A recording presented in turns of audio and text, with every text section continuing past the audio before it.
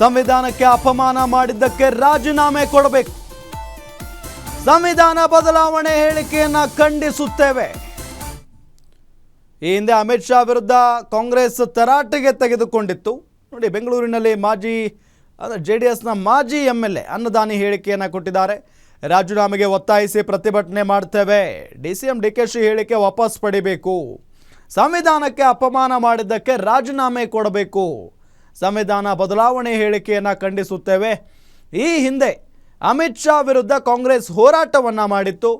ಅಂಬೇಡ್ಕರ್ಗೆ ಅಪಮಾನ ಮಾಡಿದಾಗ ಮಾತನಾಡ್ತೇವೆ ಅನ್ನೋ ನಿಟ್ಟಿನಲ್ಲಿ ಇಲ್ಲಿ ಅನ್ನದಾನಿಯವರು ಹೇಳಿಕೆಯನ್ನು ಕೊಟ್ಟಿದ್ದಾರೆ.